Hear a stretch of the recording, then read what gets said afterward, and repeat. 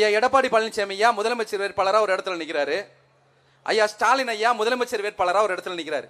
இப்போ காரைக்குடிக்கு என்ன சிறப்புனா, முதலமைச்சர் வேட்பாளரா அண்ணன் செந்தமிழன் சீமா நீங்க நிற்கிறாரு. அவருக்கு ஓட்டு கேட்கறதுக்காக நம்ம வந்திருக்கிறோம். அவ்வளவுதான். இந்த காரைக்குடிக்கு என்ன பெருமை? இப்போ காரைக்குடியில் எதுக்கு வந்து நிற்கிறார் அப்படின்னா,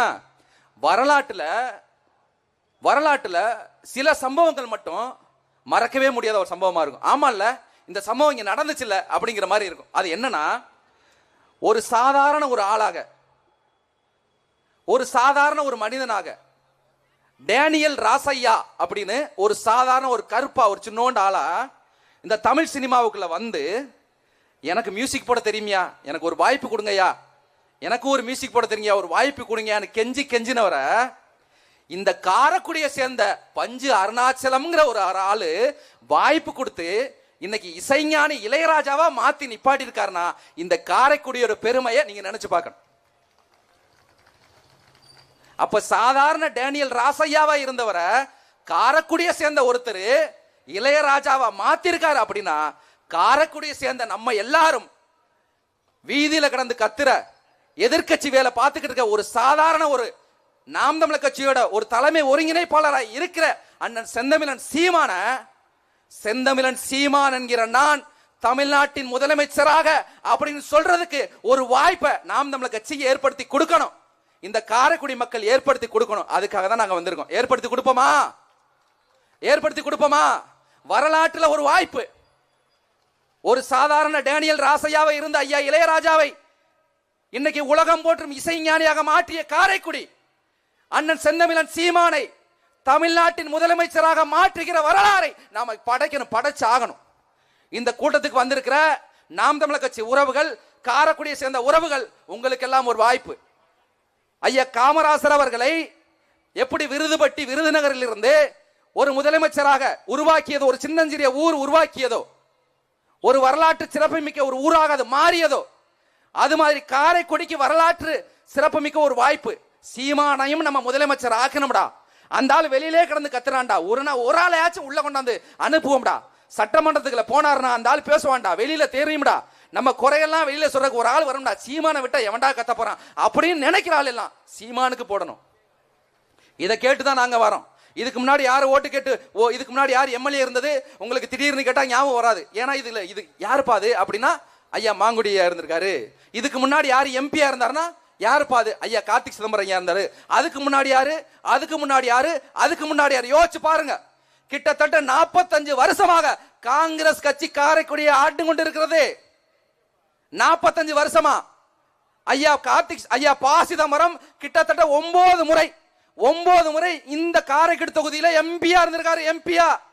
அதுக்கப்புறம் மயன் கார்த்திக் சிதம்பரம் 2 தடவை எம்பியா வந்திருக்காரு.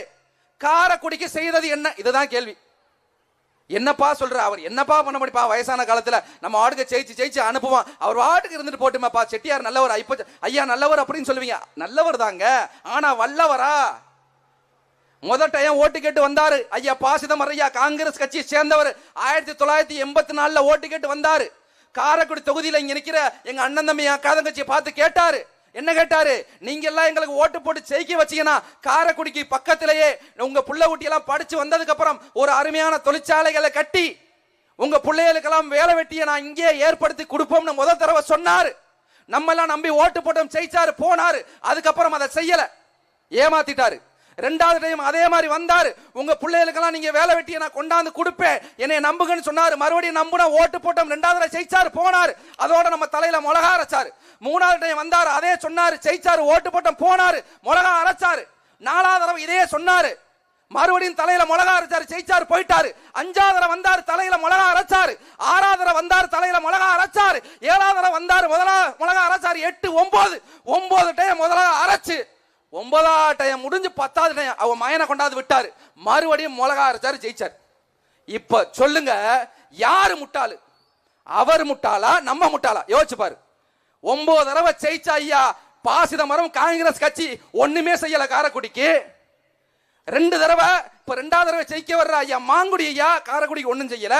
அப்புறம் என்ன இதுக்கு நாங்க ஓட்டு போடணும்னு யாரு கேட்கிறா? ட்விட்டர்ல 4 பேர் கேட்கிறான், பேஸ்புக்ல 3 பேர் கேட்கிறான், இன்ஸ்டாகிராம்ல ஒரு 2 பேர் கேட்கிறான். அப்ப இதெல்லாம் மாத்தணும்னு நினைக்கிற டீம் ஒரு பக்கம் நிக்குது. அதாவது பணங்காசை கொண்டுகிட்டு ஒரு டீம் வருது, பணங்காசை கொடுக்கணும்னு சாதிய சொல்லி ஒரு வேட்பாளர், யாரு குக்கரை கொண்டுகிட்டு சாதிய சொல்லி அவங்க சாதிக்கார அந்த பெல்ட் ஓட்டு போடுப்பா அப்படின்னு சாதிய சொல்லி ஒரு வேட்பாளர். இன்னொரு வேட்பாளர் சினிமா கவர்ச்சியை நம்பி, இப்ப சில பேர் எல்லாம் சொல்றான் அவர் வந்தாவே கூட்டம் கொடுக்குறான். அட முட்டா பயிலா, கூட்டம் இருக்கிற இடத்துக்கு அந்த ஆள் போறான்டா, அந்த ஆள் இருக்கிற இடத்துக்கு கூட்டம் வரல, எங்க கூட்டம் இருந்தாலும் அந்த ஆள் போயிடறான். சந்தையா இன்னைக்கு போன்ல பேச வேண்டியது, மாப்பிள்ள இன்னைக்கு எங்க போவான், இன்னைக்கு வியாழக்கிழமை சந்தை, நேர வண்டி அங்கே விடு, அங்க கூட்டமா இருக்கு நமக்கு பக்கத்துல, ஏன்னா கூட்டம் பண்ணாதான் நம்ம ஆளு எந்த போறா இந்த போறா அவரை ஒரு செல்ஃபி எடுப்போம்னு சொல்லுவான்ல, அந்த அதை பூரா இங்கிட்டு இருந்து 2 கேமரா, அங்கிட்டு இருந்து 2 கேமரா, மேல இருந்து பறக்க விட்டு ஒரு கேமரா எடுத்து ஒரு ரீல்ஸா போட வேண்டியது, நல்ல ஒரு பாட்டு, சூப்பரான ஒரு பாட்டை போட வேண்டியது. தமிழ்நாட்டில் வருமானம், டாஸ்மார்க் வருமானம் 48,000 கோடி ஒரு வருஷத்துல தாலி அறுத்து சம்பாதிக்கிறான். ஆனா அமுல் இந்தியான்னு ஒரு நிறுவனம் இருக்கு, அமுல் பால் பாக்கெட், அந்த நிறுவனம் வெறும் பால், தயிர், வெண்ணெய், மோர வித்து, நான் சொல்றது பொய்னா அமுல் இந்தியான்னு தேடிப்பாரு, செல்லுல தேடிப்பாரு. அந்த நிறுவனம் ஒரு வருஷத்துல மட்டும் 50,000 கோடியை ஒரு வருஷத்துல சம்பாதிக்கிறான் பாலை வித்து. இவன் பாலை விற்க சொன்னா என்னத்தை விற்கிறான், ஆவி நிறுவனத்துல இவன் சாராயம் விற்கிறான். உங்களுக்கு தேவை சாராயம் விற்கிற அந்த கட்சியா, இல்ல நாம் தமிழர் கட்சி சொல்ற பாருங்க, இந்த மாதிரி ஒரு நலத்திட்டங்களை சொல்லி ஓட்டு கேட்கிற இந்த கட்சியாங்கிறத முடிவு பண்ணு.